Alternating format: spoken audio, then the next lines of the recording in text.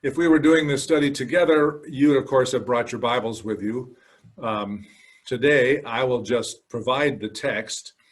I would have you open to Genesis chapter 11, which is where we find the story of the Tower of Babel, the first 9 verses. Today, I'll show you the text and narrate the text from the New Revised Standard Version. But if you want to get out your own Bible, it might make it easy to follow along later on in this demo. Now the whole earth had one language and the same words.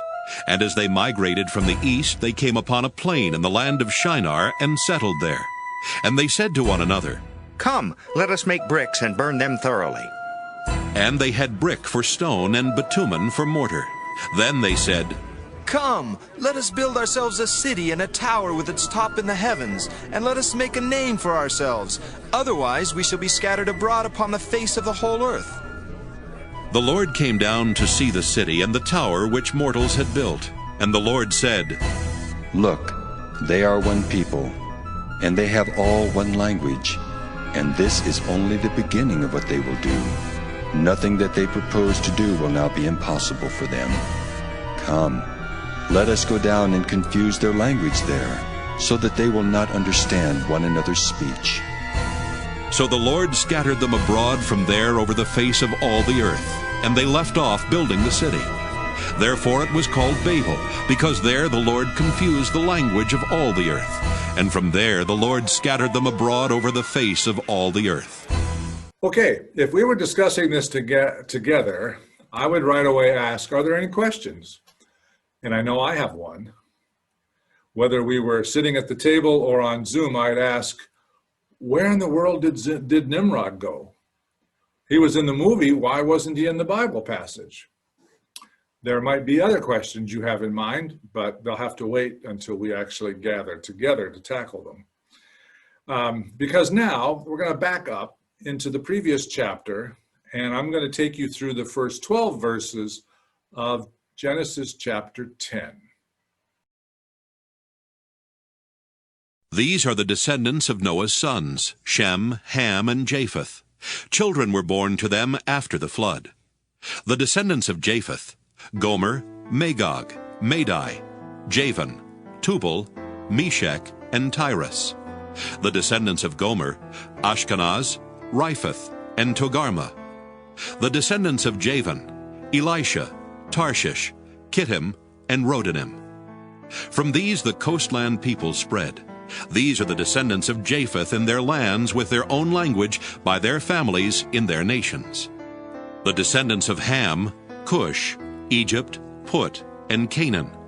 The descendants of Cush, Seba, Havilah, Sabta, Raamah, and Sabteka. The descendants of Raamah, Sheba, and Dedan. Cush became the father of Nimrod. He was the first on earth to become a mighty warrior. He was a mighty hunter before the Lord. Therefore it is said, like Nimrod, a mighty hunter before the Lord. The beginning of his kingdom was Babel, Erech, and Akkad, all of them in the land of Shinar. From that land he went into Assyria, and built Nineveh, Rehoboth-ir, Calah, and Resen between Nineveh and Calah, that is the great city. Well, there he is in verse 8. Nimrod, a mighty warrior and a mighty hunter. That explains the bow and arrow in the video. And the beginning of his kingdom was in Babel. It says in verse 10, that's where the famous tower was located, right? So if we were together and I'd ask, are there any questions?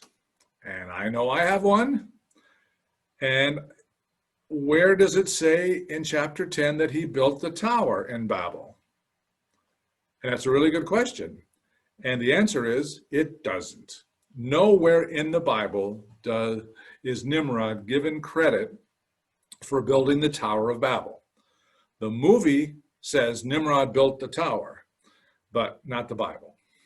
In fact, if you'll recall what it said at the beginning of chapter 11, it says, and they said to one another, come, let us make bricks and burn them thoroughly. And they had brick for stone and bitumen for mortar. And then they said, come, let us build a city a tower with its top in the heavens, and let us make a name for ourselves.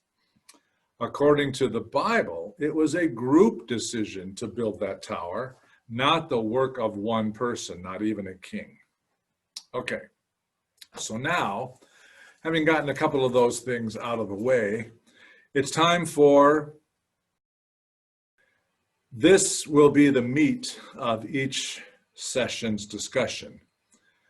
In this case, I think you've discovered by now, the movie took a fair amount of liberty with the biblical text, but the question still remains, does it effectively communicate the basic message or meaning of that the passage intended? In this particular case, there are at least two, but I'll mention just two possible interpretations for why this passage is in the Bible.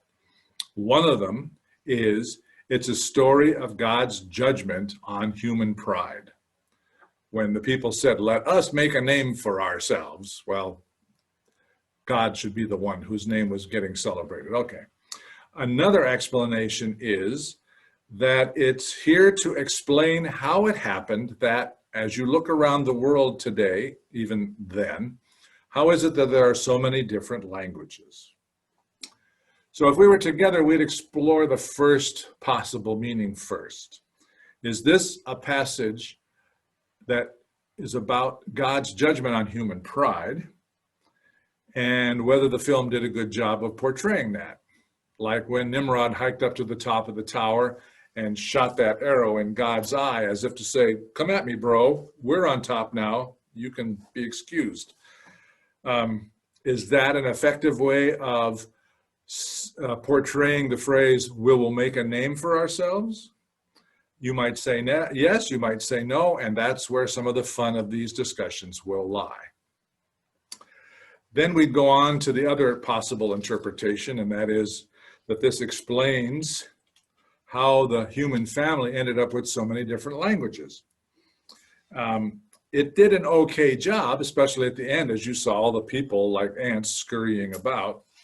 It did an okay job if you choose to ignore the conflict that there is between what it says in chapter 10 and what it says in chapter 11. Here's what I mean. Genesis chapter 10 describes the children born to the sons of Noah, Shem, Ham, and Japheth. And as you can see, in each case, they spread out with their own language. It says that 3 times. Each of the children of the 3 sons of Noah, as they spread out, had their own language. It says that 3 times. And it ends by saying, they spread abroad on the earth after the flood. That is the last verse of chapter 10, verse 32. The first verse of the next chapter says just the opposite.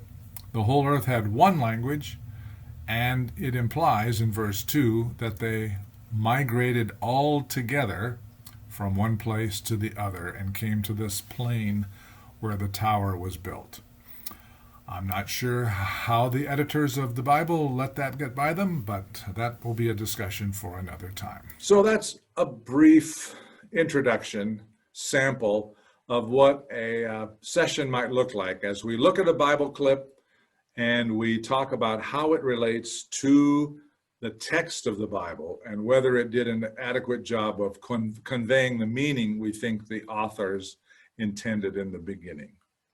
So I'm hoping to offer at least 2, possibly 3 sessions on Thursdays in person at the church. We can use different rooms to provide opportunities for cleaning after we've been there. We can have 9 people max plus the pastor. So there'll be some form of signing up if necessary.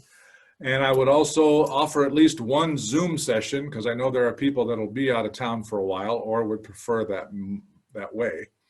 So dates and times will be forthcoming. Keep an eye out for registration pretty soon. And so I hope this whet your appetite for an interesting and fun exploration coming this fall, starting the week after Labor Day, September 14th, the week of September 14th. So thanks for watching, and I hope I see you at one of the